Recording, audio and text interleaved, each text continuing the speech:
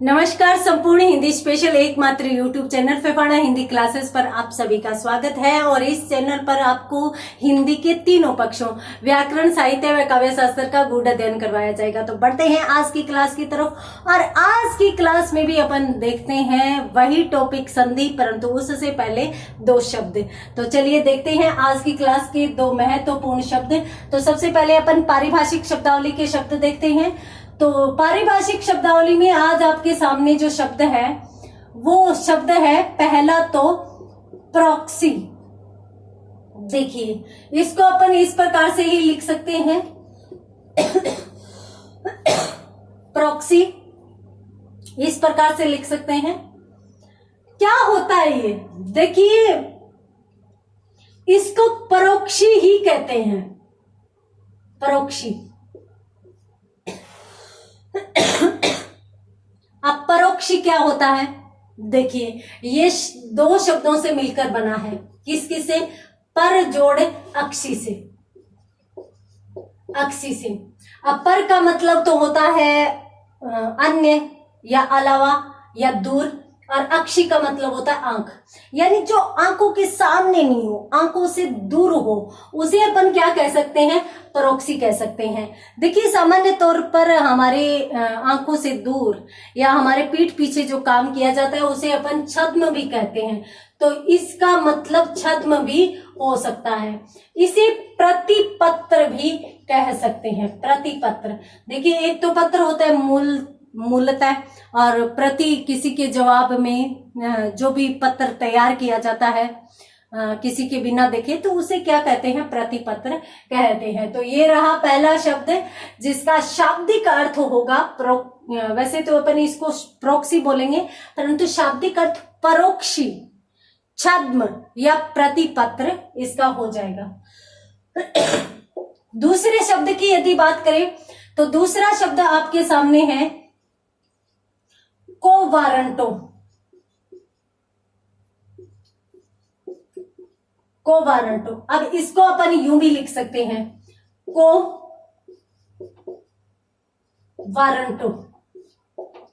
कोवारंटो किसे कहते हैं? देखिए अपने को पता होगा कि जो मूल अधिकार अपने को दिए गए हैं उनमें एक रिट जारी होती है जिसे अपन कह सकते हैं अधिकार परीक्षा। तो ये जो अधिकार परीक्षा है इसको ही अपन इंग्लिश में क्या कहते हैं? कोवारंटो कहते हैं। ये एक राजनीतिक शब्द कहा जा सकता है। तो ये थे आज की क्लास के दो पारिभाषिक शब्दावली के शब्द, जिनमें पहला प्रोक्षी, परोक्षी ही कहलाता है, थोड़ा सा लिखने में अंतर है, और कोवारंटो अधिकार परीक्षा। उसके बाद अपन बात करते हैं राजस्थानी शब्द की। तो राजस्थानी में अपन तीसरे शब्द की बात करेंगे। तो तीसरा शब्द यहाँ पर कौन सा हो सकता है? तो एक तो शब्द है होता है गोफन। गोफन किसे कहते हैं? आपने कभी गुलेल चलाई? गुलेल नहीं जानते होंगे। देखिए अपन किसी भी पत्थर को फेंकने के लिए जो चमड़े से या किसी की खाल से जो औजार बनाया जाता है उसी को ही क्या कहा जाता है? गोफन कहा जाता है। तो अपन यहाँ पर कह सकते हैं कि पत्थर फेंकने के लिए चमड़े का बना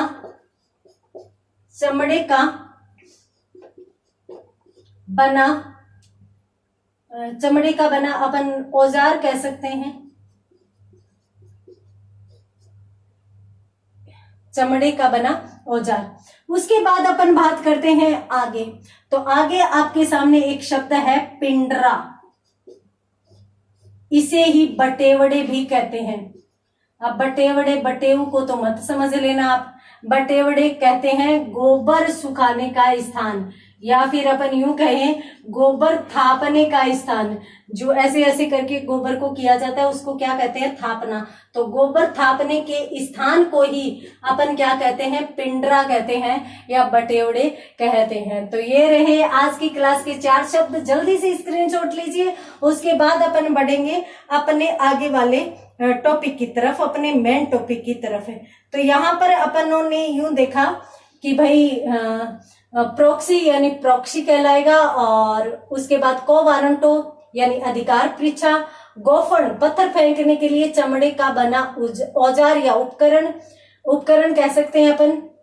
और पिंडरा या बटेवड़े गोबर थापने का स्थान या गोबर सुखाने का स्थान कहा जा सकता है। तो ये थे आज की क्लास के 4 शब्द। अब अपन बढ़ते हैं आगे अपन बढ़ते हैं अपने मेन टॉपिक के पास। तो अपना मेन टॉपिक कौन सा है? संधि। और संधि में कल की क्लास में अपनों ने क्या पढ़ा? सबसे पहले तो उस नियम को याद करते हैं। देखिए, संधि में अपन संधि पढ़ रहे थे, व्यंजन संधि। और व्यंजन संधि में कल अपनों ने नियम पढ़ा था मूर्धन्य वर्णों का नियम। मूर्धन्य वर्णों का नियम। मूर्धन्य वर्णों के नियम में शर्त क्या थी? शर्त ये थी कि भाई ई या ऊ आ जाए। ठीक है। अब ई या ऊ स्वर आ जाए और उसके साथ कोई भी दंत्य वर्ण आ जाए। अब दंत्य वर्ण में अपनों ने देखा स या त या थ या द या न, सॉरी ध या ध या न, इनमें से कोई आ जाए तो ये किस में बदल जाएंगे? ये इसमें बदल जाएगा, ये इसमें बदल जाएगा, ये इसमें बदल जाएगा, ये इसमें और ये इसमें। ये अपनों ने देखा था और उदाहरण सहित समझा था। ये सारी की सारी चीजें अपनों ने उदाहरण सहित देख ली थी। ये तो नियम कहता है कि प्लस से पहले ई या ऊ आना चाहिए, परंतु यदि प्लस से पहले ई या ऊ नहीं आए, अन्य कोई स्वर आ जाए, जैसे मान लीजिए कि आपके सामने एक शब्द है, जैसे आपके सामने एक शब्द हो गया कृष्ण हो गया। अब कृष्ण है। अब यहां पर देखिए मूर्धन्य से आ रहा है, मूर्धन्य से। ठीक है, ये सारे के सारे मूर्धन्य वर्ण है, मूर्धन्य से। और आगे परिवर्तन भी यही हो रहा है, अड़ई आ रहा है, मूर्धन्य वर्ण आ रहा है। तो जाहिर सी बात है कि इसमें मूर्धन्य वर्णों का नियम तो चल रहा है। उसी प्रकार से देख लेंगे जिस प्रकार से अपनों ने विष्णु का देखा ना, तो विष्णु में अपनों ने देखा भी आधा से मूर्धन्य आ रहा है और उसके बाद अण आ रहा है, यानी दोनों मूर्धन्य वर्ण आ रहे हैं। तो जाहिर सी बात है कि इस संधि के नियम में है। तो इस संधि में अपनों ने इसका क्या किया था? अपनों ने क्या किया था? वी और इसके साथ स्नु, ये किया था। ठीक है, तो यहाँ पर ई और उसके बाद ये स इसमें बदल जाएगा, न इसमें बदल जाएगा। जैसे ये स है तो अगर अपन विच्छेद करेंगे तो इसमें आ जाएगा, संधि करेंगे तो इसमें आ जाएगा, यही होता है। और इसके साथ साथ विच्छेद जो ये स है तो ये तो इसमें चला गया, और विच्छेद में जो ये न है वो इसमें चला जाएगा। ये किया अपनों ने, ये समझा अपनों ने।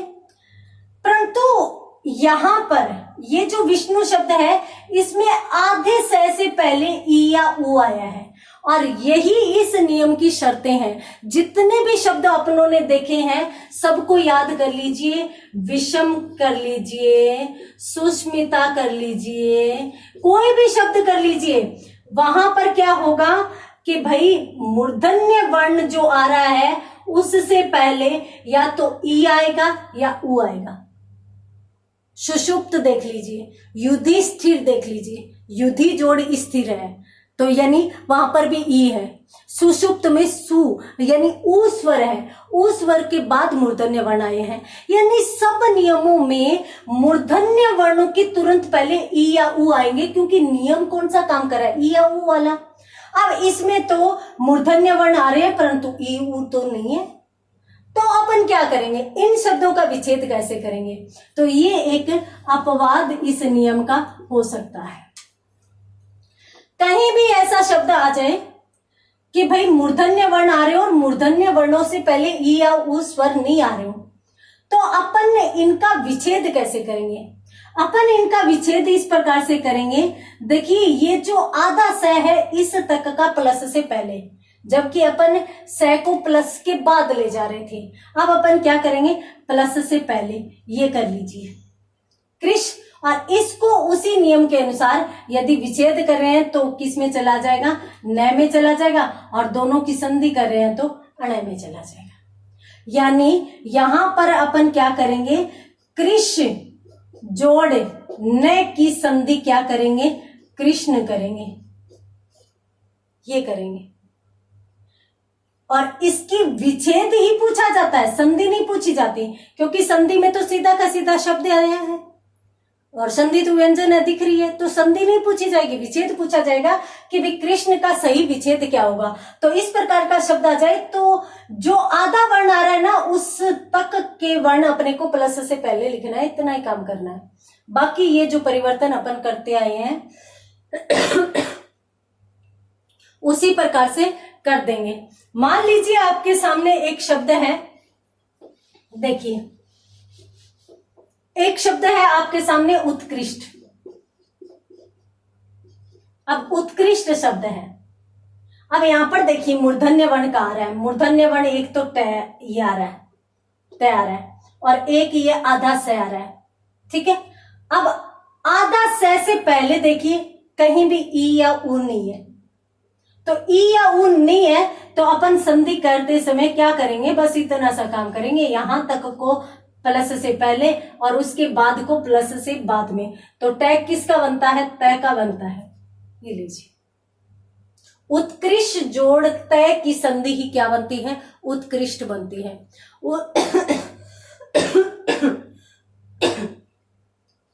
उसी प्रकार से मान लीजिए एक शब्द और है, शब्द है आपके सामने निकृष्ट। निकृष्ट शब्द है। अब यहां पर भी देखिए मूर्धन्य वर्ण कहां पे आ रहे हैं, ये ट और ये स, ये मूर्धन्य वर्ण है, परंतु इससे पहले ई ऊ नहीं है। अब ई ऊ नहीं है तब अपन क्या करेंगे, इस तक का प्लस से पहले करेंगे तो निकृष्ट कर देंगे, और उसके बाद इस ट को किस में बदल देंगे, तय में बदल देंगे, विच्छेद में। और उसी प्रकार से अब संधि करेंगे तो तय को किस में बदल जाएगा, ट में बदल जाएगा। इस प्रकार से अपने को करना है। जबकि अपन पहले कैसे कर रहे थे, उसी शब्द को देखिए, जैसे अपनों ने देखा था प्रतिष्ठान, पूरा लिखकर बताती हूं, प्रतिष्ठान, ठीक है, ये शब्द था। अब यदि अपन इसको तोड़े ना तो इसमें देखिए ये मूर्धन्य वर्ण है, ठ, ये मूर्धन्य है, और इससे पहले ये भी मूर्धन्य है, यानी यहां तक अपने को विच्छेद करना है। अब इससे पहले देखिए ईश्वर है, ईश्वर है तो अपन यहां तक को ही पहले लिखेंगे, प्रति जोड़े, और ये किस में बदल जाएगा, स तो किसका बना था, इस स का, और ठ किसका बना था, थ का, ये ठा है तो थान, प्रति जोड़ी स्थान, यही बताया था मैंने आपको, ठीक है। तो यदि मूर्धन्य वर्णों से पहले ई या ऊ आ रहे हैं तब तो अपन ई या ऊ तक को ही प्लस से पहले रखेंगे, और यदि मूर्धन्य वर्णों से पहले ई या ऊ के अलावा कोई वर्ण आ रहे हैं तो स तक को अपन पहले लिखेंगे। जैसे मान लीजिए कि एक शब्द आपके सामने और है, षष्ठी, ये शब्द है। अब देखिए षष्ठी जो शब्द है, अब इसमें देखिए मूर्धन्य वर्ण आ रहा है, ठ भी मूर्धन्य वर्ण है और ये स भी मूर्धन्य वर्ण है, परंतु उससे पहले ई ऊ नहीं है। ई ऊ नहीं है तो अपने को यहां तक लिखना पड़ेगा, यानी शस जोड़ थी करना पड़ेगा। अब ये ठ किसका बनता है, ठ का, तो थी हो जाएगा, तो शस जोड़ थी होगा। ये अपने को ध्यान रखना है, और यह इस नियम का अपवाद है। नियम क्या कहता है, नियम यूं कहता है कि भाई यदि मूर्धन्य वर्णों से पहले ई ऊ आए तो विच्छेद करते समय अपन ने ई ऊ तक को पहले लिखेंगे और उसके बाद दंते बना देंगे। जबकि अपवाद क्या कहता है कि यदि मूर्धन्य वर्णों से पहले ई ऊ नहीं आए तो आधे स तक के वर्णों को पहले लिखना है और उसके बाद को बाद में परिवर्तित करते हुए लिख देना है। तो स्क्रीनशॉट लीजिए और उसके बाद अपन बढ़ते हैं आगे। मैं इस नियम को लिखवा देती हूँ आपको, ताकि आपको कहीं भी कोई प्रॉब्लम नहीं हो। देखिए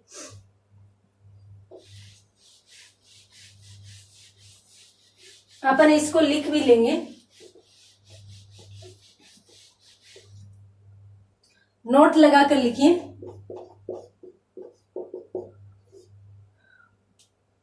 यदि किसी संधि शब्द में, यदि किसी संधि शब्द में, ठीक है, मूर्धन्य वर्णों से पहले, संधि शब्द की बात हो रही है, विच्छेद की नहीं हो रही, हर एक शब्द को ध्यान से समझना है। तो यदि किसी संधि शब्द में मूर्धन्य वर्णों से पहले, मूर्धन्य वर्णों से पहले ई या ऊ स्वर नहीं हो, ई या ऊ स्वर नहीं हो, तो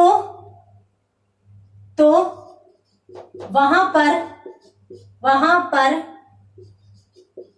मूर्धन्य से तक के वर्णों को प्लस से पहले लिख दिया जाता है, जबकि बाद वाले वर्णों को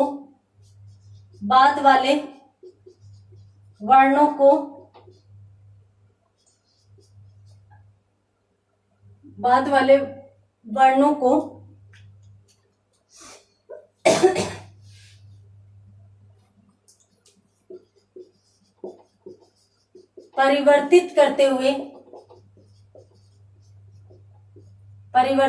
हुए लिखा जाता है। ये लीजिए, ये है यदि किसी संधि शब्द में मूर्धन्य वर्णों से पहले ई या ऊ स्वर नहीं हो, तो वहां पर मूर्धन्य से तक के वर्णों को प्लस से पहले लिख दिया जाता है और बाद वाले वर्णों को प्लस के बाद परिवर्तित करके लिखा जाता है। ठीक है, क्लियर। अब अपन बढ़ते हैं आगे, आप जल्दी से इसका स्क्रीनशॉट लीजिए, उसके बाद बढ़ते हैं अगले नियम की तरफ। तो अगला नियम कौन सा है? देखिए, अगला जो नियम है वो है उद की संधि का नियम।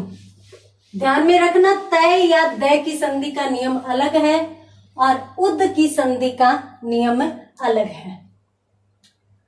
तो यहां पर अपन बात करेंगे उद की संधि का नियम।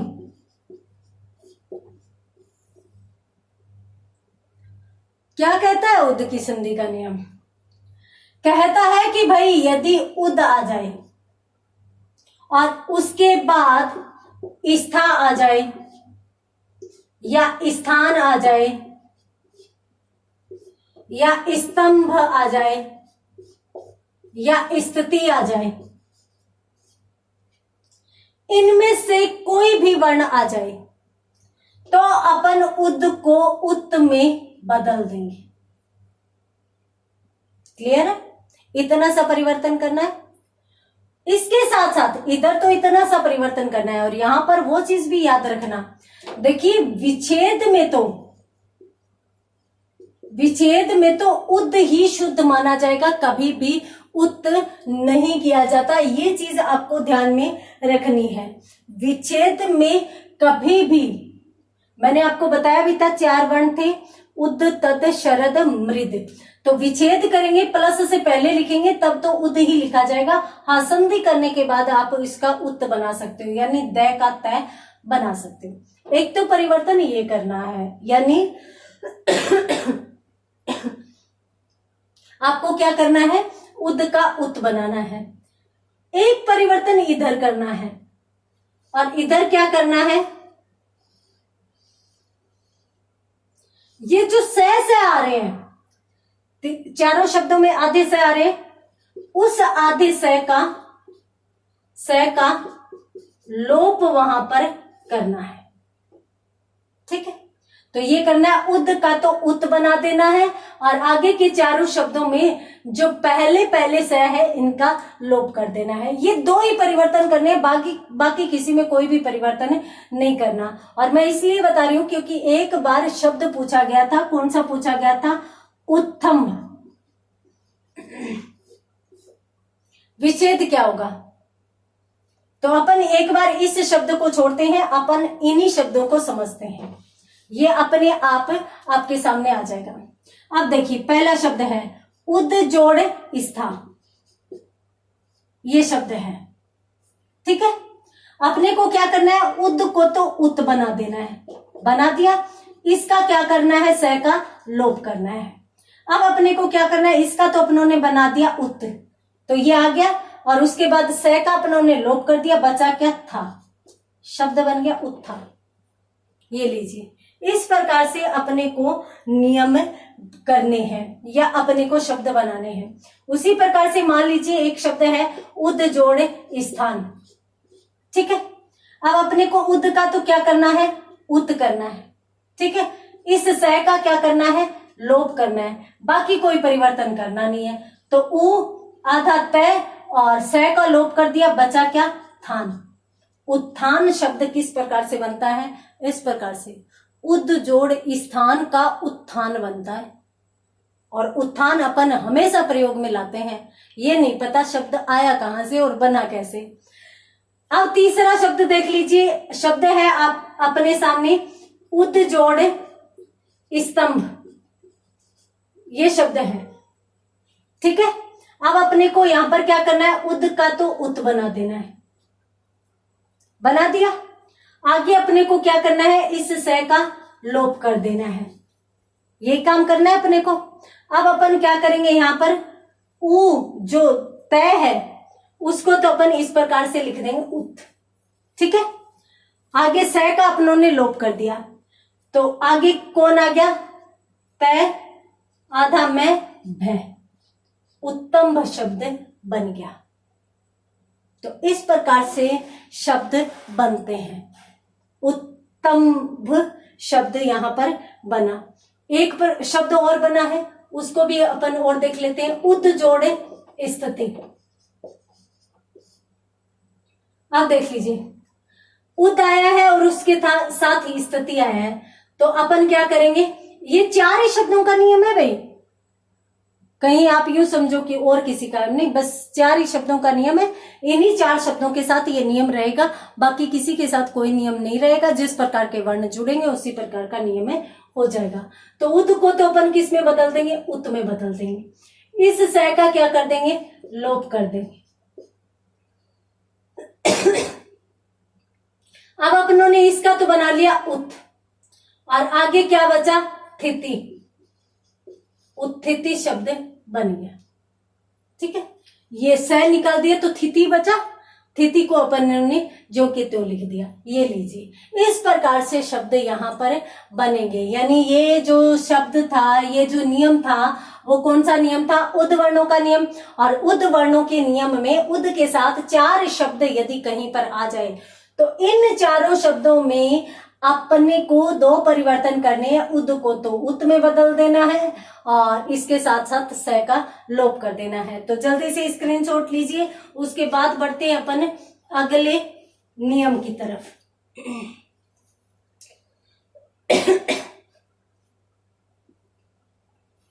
देखिए, ये तो था उत का, उद का नियम। अब अपन दय का नियम और देख लेते हैं। एक छोटा सा नियम है, ज्यादा कोई बड़ी बात नहीं है, परंतु फिर भी अपन देख लेते हैं। देखिए, नियम क्या कहता है, नियम है दय का नियम। तो अपन यहां पर कहेंगे भी दय वर्ण का नियम।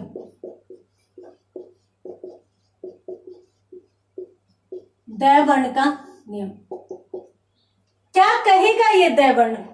देखिए, यदि कहीं पर दय वर्ण पहले आ रहा हो और दय के साथ वर्ग का पहला वर्ण आ जाए, या फिर दूसरा वर्ण आ जाए, या फिर श आ जाए, या फिर ये श आ जाए, या फिर ये स आ जाए। कोई भी स आ जाए तो द किस में बदलता है? द बदलता है त में। मैंने आपको एक दिन ये बताया था कि भाई विच्छेद में हमेशा द शुद्ध माना जाएगा, परंतु कुछ जगहों पर संधि करने के बाद तय बन जाता है। विच्छेद में कभी तय शुद्ध नहीं माना जाएगा। हाँ, संधि करने के बाद अपन उसका क्या करते हैं, अपन उसका जो द का तय बना सकते हैं। जैसे मान लीजिए एक शब्द है, शब्द क्या है? तद जोड़ सम। अब यहां पर देखिए, अब पहले प्लस से पहले तो द आ रहा है, द आ रहा है ना, पहली शर्त पूरी। उसके बाद क्या आ रहा है? ये से आ रहा है, से आ रहा है। तो अब अपन क्या करेंगे? इस द का क्या बना लेंगे? एक ही परिवर्तन करना है, द का क्या बना लेंगे? तय बना लेंगे। अब शब्द क्या बन गया? तय, इसका बनाया तय और बचा सम। शब्द देखा हुआ है तत्सम, तद जोड़ सम के योग से बना है। उसी प्रकार से मान लीजिए कि एक शब्द है उद जोड़ खनन। ये शब्द है, तो यहां पर प्लस से पहले द आ रहा है, पहली शर्त पूरी। उसके बाद क्या आ रहा है? ख आ रहा है। तो ख कौन से वर्ग का है? क वाले का। तो क ख, दूसरा वर्ण आ रहा है, दूसरा वर्ण हमारी शर्त में है। तो हमारी दोनों शर्तें पूरी है, दोनों शर्तें पूरी है, तो हम इसको किस में बदलेंगे? तय में बदल देंगे। ठीक है, तो यहां पर शब्द क्या बन गया? इस द का तो अपनों ने तय बना लिया और आगे खनन का खनन लिख दिया। तो शब्द क्या बना? उत्खनन। उत्खनन भी संधि के तहत, यानी खनन शब्द आया तो ये द किस में बदल गया? तय में बदल गया। ये चीज अपने को ध्यान रखनी है। उसी प्रकार से मान लीजिए आपके सामने एक शब्द है तद जोड़ काल। ये शब्द है, तो यहां पर देखिए प्लस से पहले द आ रहा है, प्लस से पहले द, पहली शर्त पूरी। उसके बाद क आ रहा है, तो क वर्ग का पहला वर्ण है, तो पहला वर्ण अपनी शर्त में है, यानी अपनी दोनों शर्तें पूरी है। तो अब अपन क्या करेंगे? द को किस में बदल देंगे? तय में बदल देंगे। तो अब शब्द क्या बन जाएगा? तय जो कहते हो, इसका अपनों ने क्या बना लिया? आधा तय, और आगे क्या बचा? काल। शब्द क्या बना? तत्काल शब्द। अब तत्काल शब्द क्यों बनता है, कैसे बनता है, शायद अब तो आपको समझ में आ ही गया होगा। तो इस प्रकार का नियम भी यहां पर हो सकता है। हाँ, एक शब्द और अपन देख लेते हैं। देखिए एक शब्द है उद जोड़ तीर्ण। अब कभी कभार कुछ बच्चों को उत्तीर्ण शुद्ध नहीं लिखना आता, तो आप देख लीजिए उद जोड़ तीर्ण। अब यहाँ पे द आ रहा है, प्लस से पहले द, अपनी शर्त पूरी है। आगे क्या आ रहा है? तय। तो तय वर्ग का पहला वर्ण आ रहा है, तो पहला वर्ण तो हमारी शर्त में है, तो अपनी दोनों शर्तें पूरी, दोनों शर्तें पूरी। तो इसको द को किस में बदलेंगे? तय में बदलेंगे। बस इतना सा काम करेंगे। तो यहाँ पर ऊ था, इसको अपनों ने तय बना लिया। आगे क्या है? तय उत्तीर्ण। यहां पर दो तय जहां भी होते हैं ना, वहां पर अपन इस एक तय को इस प्रकार से लगा देते हैं। याद रखना, ये जो डंडी है वो आधा तय होता है और इसी तय को अपन इस प्रकार से लगा देते हैं। तो यहां पर जो शब्द बनता है वो कौन सा बनता है? उत्तीर्ण बनता है। उसी प्रकार से मान लीजिए एक शब्द और शब्द है उद जोड़ कीर्ण। ये शब्द है आपके सामने, उद जोड़ कीर्ण है। ठीक है, तो यहां पर द आ रहा है प्लस से पहले और उसके बाद पहला वर्ण आ रहा है, तो इसको किस में बदल दीजिए? तय में बदल दीजिए। इतना सा परिवर्तन करना है। तो यहां पर ऊ पहले था ही, द को अपनों ने तय में बदल दिया। शब्द आगे क्या है? कीर्ण, उत्कीर्ण करना। उत्कीर्ण शब्द कैसे बना है, क्यों बना है, ये अपनों ने यहां पर समझा है। तो उद जोड़ कीर्ण शब्द मिलकर ही क्या बनाते हैं? उत्कीर्ण शब्द बनाते हैं। उसी प्रकार से एक शब्द और भी देख सकते हो आप। जैसे मान लीजिए कि एक शब्द है अपने सामने तद जोड़ पर, यह शब्द है। अब यहां पर प्लस से पहले तो द आ रहा है, आ रहा है, हमारी शर्त पूरी है। आगे क्या आ रहा है, प्रथम वर्ण आ रहा है। प्रथम वर्ण पै वर्ग का पहला वर्ण है, तो इसलिए पर प्रथम वर्ण होने के कारण हमारी ये शर्त भी पूरी है। दोनों शर्तें पूरी है, तो अपन अब क्या करेंगे, इसमें इस द को इस तय में बदल देंगे। इतना सा एक ही परिवर्तन करना है अपने को। तो यहाँ पर तय था, इसको अपनों ने आधा तय बना लिया और बचा कौन है, पर। इस काम के लिए आप तत्पर रहो, अभी एग्जाम आने वाली है, तत्पर हो जाओ। तो ये तत्पर शब्द बनता कैसे है, तद जोड़ पर की संधि से ही तत्पर शब्द बनता है। तो ये था द के वर्ण का नियम, जिसमें पहला, दूसरा और तीनों शय ही मिलेंगे। तो आप स्क्रीनशॉट लीजिए। इसके महत्वपूर्ण जो उदाहरण थे वो लगभग अपनों ने सभी ले लिए हैं। तो आज की क्लास में इतना ही, मिलते हैं अगली क्लास में अगले नियम के साथ। तब तक के लिए धन्यवाद।